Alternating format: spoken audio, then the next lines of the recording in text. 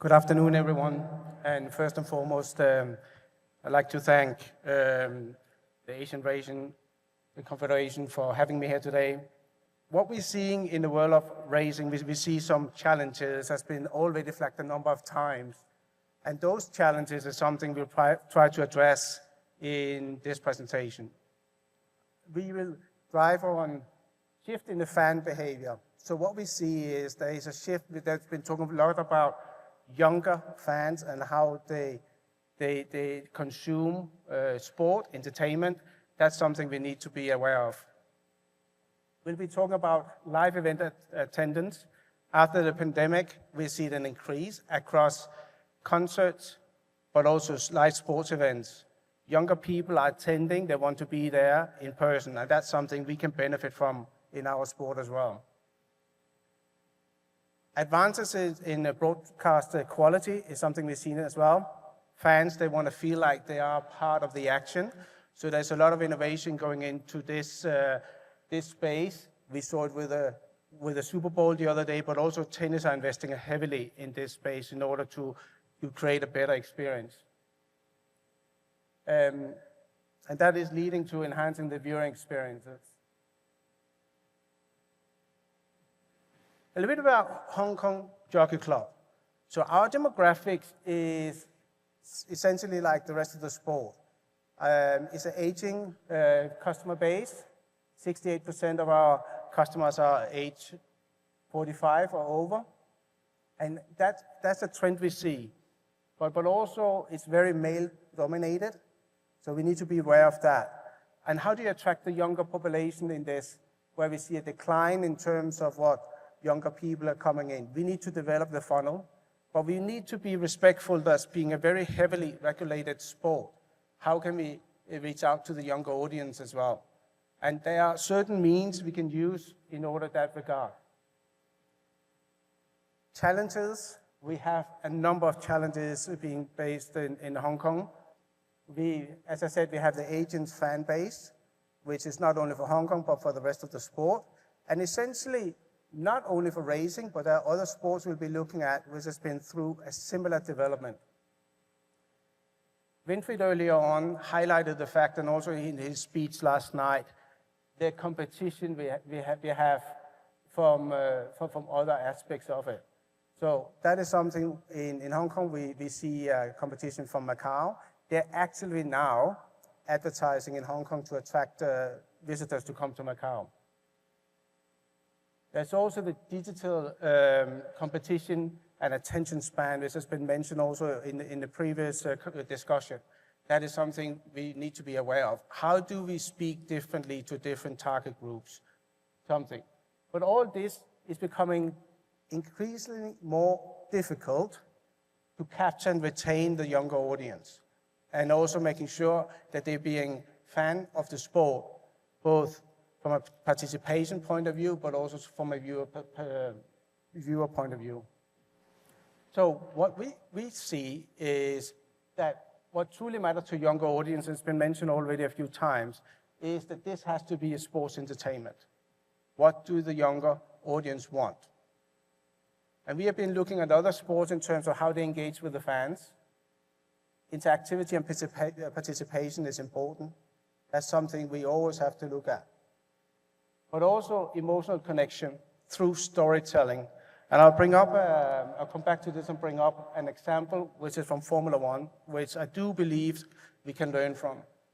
Before Liberty Media took over Formula One in 2017, Formula One was also they had big problems around aging fan group. The product was being too data-centric and too technical, which means people were not watching it, which had an impact on the broadcast rights, where they make the most money. Liberty Media took it over, and they made it much more relevant. The always one is obviously Drive to Survive, which now created storytelling. Storytelling, instead of selling facts, they were selling emotions. People want to see emotions. They want to see what's behind the scenes. From my experience in football, we were talking about from Monday to match day. That is what the young fans really want to see. They want to see how the athletes sleep, how they eat, how they train, and what they do when they're not in a match. They want to be more than behind the scenes. They want to be a part of their life. And that's where the market is moving towards.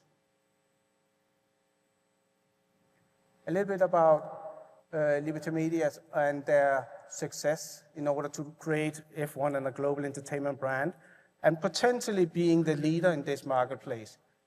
They now have much better broadcast. They use broadcast as storytelling. There are various angles during the race, so it's not only people who want to have the hard data, who understand what the engineers want, but also what the emotions are about it. Emotion sells, and I'm sure we can all agree to that.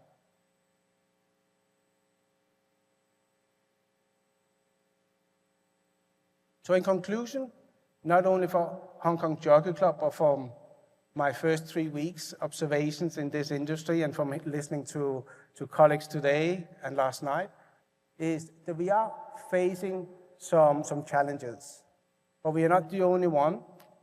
Other sports have been through similar challenges, and that's something we can learn from. We need to attract new audiences. How do you do that? We talked about experiences, talked about entertainment, but what I think fundamentally, and this is important, is Hong Kong Jockey Club, we have 88 races per year in Hong Kong. What are we doing the remaining 277 days? How do we engage with the fan base, and how do we become top of mind and making sure that people think about us? That can be through storytelling, but also creating heroes. Creating heroes with the jockeys, with the trainers, and with the horses. That has, from my initial beginning in this new industry, been an eye-opener, that storytelling certainly can be told in a different way and maybe more captivating. There's so much content created in Hong Kong Jockey Club on a day-to-day basis, which could be delivered in a different format to a different segment. We are lucky today that we have so many channels in terms of digital media where we can talk differently to different segments.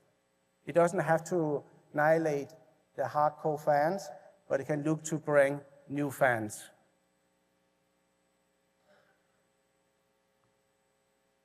We have been talking about Happy Wednesday, it's been mentioned a couple of times. This is something the club has done for a number of years with great success, and something we can further develop. How do we become relevant to a new audience on a Wednesday, making Wednesday the new Friday? It's obviously themed nights, so we have themed nights going into it. We have strategic partnerships where we integrate partners who are paying the money to be a part of the story here, and making sure they activate and they get something for their marketing dollars. We look into interactive engagement, and we are attracting new audience, not only from Hong Kong, but also from overseas. And we see a huge potential to develop this further. People, they walk away, they have a great time, and they engage with the sport. That is what it's all about. Winfried mentioned earlier that I had to spend minimum 7 times in order to be a fan of the sport. But making it more accessible is a good start, how to do that. So moving forward, how can we reimagine our racing broadcast to help global audiences connect with the sport, with the jockeys, but also creating racing stories?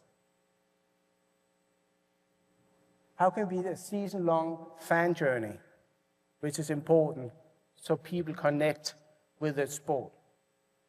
And what would a next-gen entertainment-led racing ecosystem look like for worldwide fans? It's been mentioned also a number of times that we need to help each other, and we have to look this on a global scale. Last but not least, what would it take for Hong Kong Jockey Club to evolve into a global sport and entertainment business, where we become a brand of relevance, not only with the sport, but also for people outside the sport? And we have to remember our heritage, but also that we are custodians of the club. Thank you.